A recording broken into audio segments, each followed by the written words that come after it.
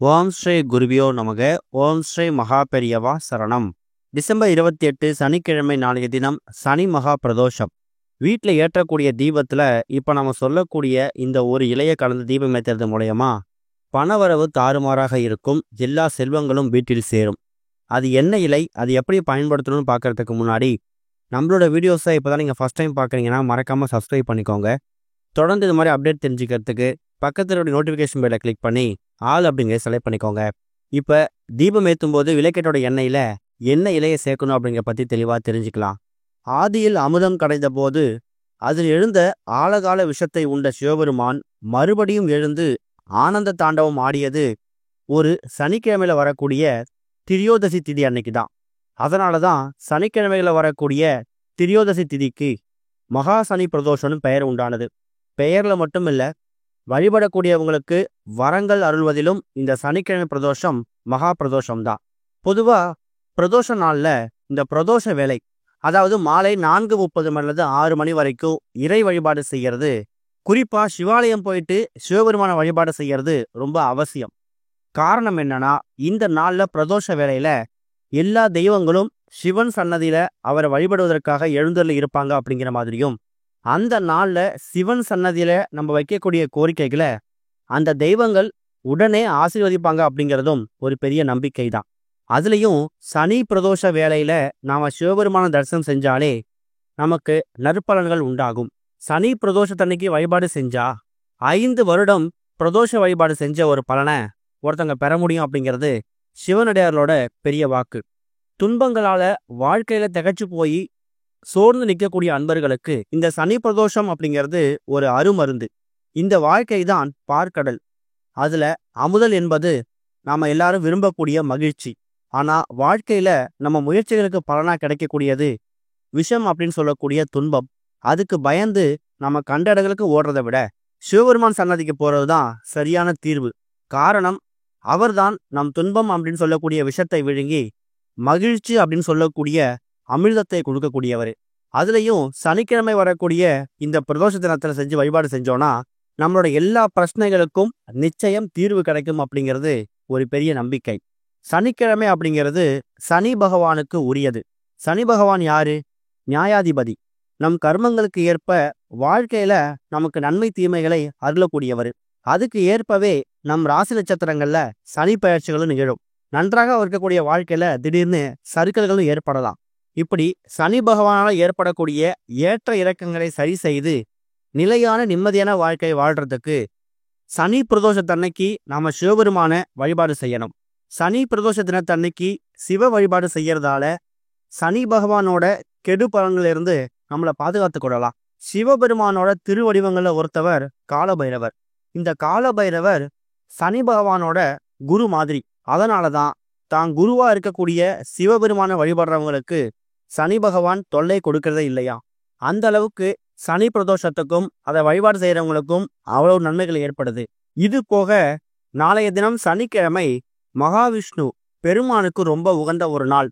அந்த நாள்ல இப்ப நாம சொல்லக்கூடிய இந்த ஒரு இலைய நீங்க ஏற்றக்கூடிய விளக்குல ஒரு விளக்க சேர்த்து தீபம் ஏற்றினா கூட போதும், எக்கச்சக்கமான நன்மைகள் உங்களுக்கு ஏற்படும். முதல்ல அந்த இலை என்ன அப்படிங்கிறது தெரிஞ்சுப்போம். அந்த இலை தான் துளசி இலை. துளசி இலை அப்படிங்கிறது மகாவிஷ்ணு வழிபாட்டுக்கு பயன்படுத்தக்கூடிய ஒரு முக்கியமான ஒரு பொருள்.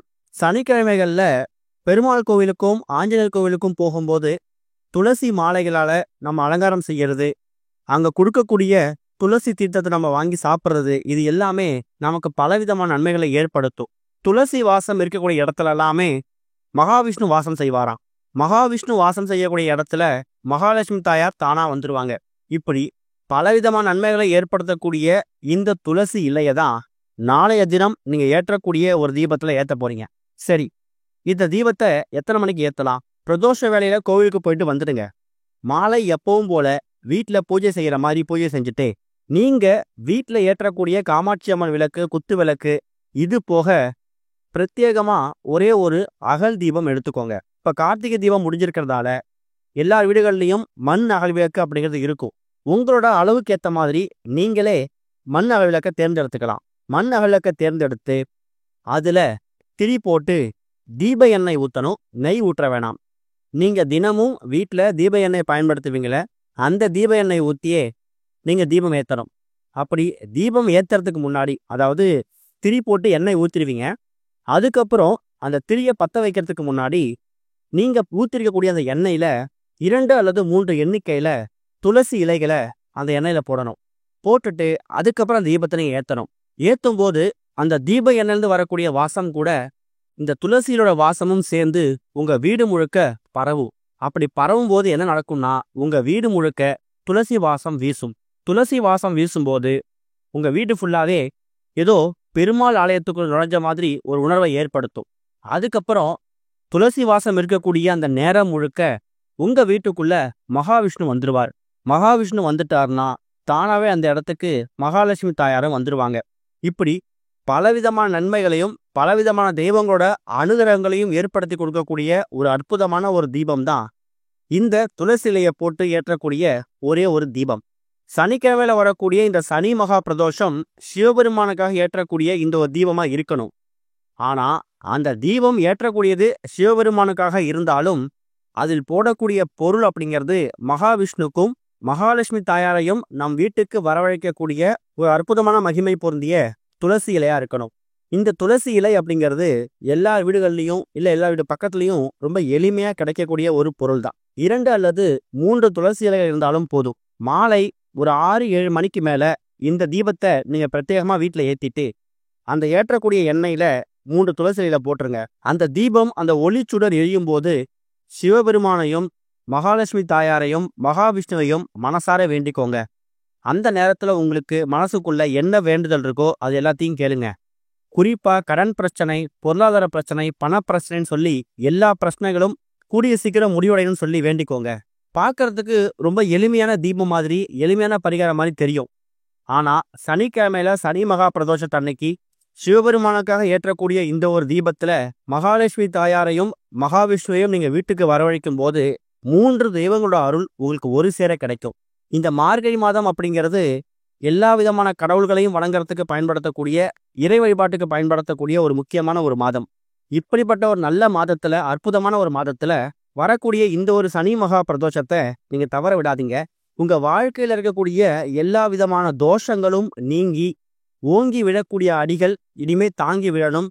குடும்பத்தில் இருக்கக்கூடிய நபர்களை யாருக்காவது கிரக தோஷமோ இல்ல சனி பகவானால ஏற்படக்கூடிய தாக்கங்கள் குறையணும் அப்படின்னு நினைச்சீங்களோ, அப்படி எல்லா விஷயங்களுக்கும் இந்த ஒரு தீபம் கட்டாயம் பலன் கொடுக்கும். தீபம் எரிஞ்சு முடிஞ்சதுக்கு அப்புறமா அந்த அகல்விளக்கை அப்புறப்படுத்திக்கலாம். ஒருவேளை அந்த அகல்விளக்குல எண்ணெயில அந்த துளசி இலை இருந்துச்சுன்னா அதை கால்பட இடத்துல போட்டுருங்க. குறைந்தது அரை மணி நேரத்திலிருந்து 1 மணி நேரம் வரைக்கும் எரிந்தால் கூட போதும் இந்த துளசி இலை தீபம். முயற்சி பண்ணுங்க, கட்டாயம் நல்லதே நடக்கும். ஓம் ஸ்ரீ குருபியோ நமக. ஓம் ஸ்ரீ மகா பெரியவா சரணம்.